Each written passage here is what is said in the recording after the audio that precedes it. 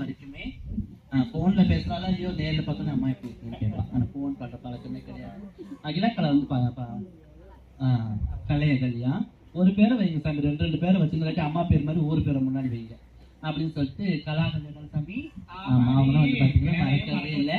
அழகு மயில் 2 பேரும் ரொம்ப நேரமாக தோகை விரிச்சு ஆட ரெடியாக இருக்காங்க. அவங்களோட பேரை எல்லாருக்கும் டாக்டர் மாயனும் வீராவும் அவங்க பேரை சொல்லி துவங்கி வைப்பாங்கம்மா. பெரும் பிரச்சனையே போயிட்டு இருக்குது. இத்தனை பேருக்கு அறிமுகப்படுத்தினியே, எங்க அக்கா அழகக்கா நீ அறிமுகப்படுத்தாமே விட்டுட்டேன். மஞ்சக்கா நல்லா இருக்கீங்களாமா? இருக்கட்டுமா தான் சொல்ல சொன்னது என்ன இப்படியே ஒரு நிமிஷத்துல சுந்தரு கண்ணாடி மட்டும் கழுத்துமா. நீ என்ன கண்ணாடி போட்டு போட்டு இந்த சௌந்தர்யாவை வீட்டுல விட்டுட்டு நீ எதுக்குள்ள கண்ணாடி போட்டு இருக்கிறேன். சுந்தரி உன் பக்கத்துல இருக்க பையன்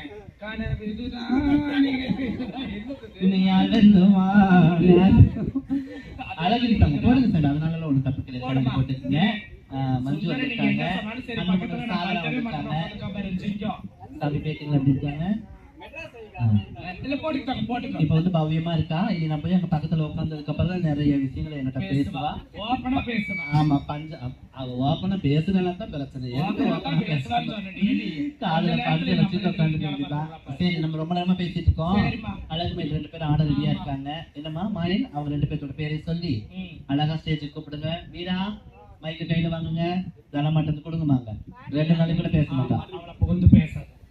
நீ கலாவை கூப்பிடுமா, நீ செம்பருத்தி கூப்பிடு. வீரா வீரா சொல்லுங்க சார்.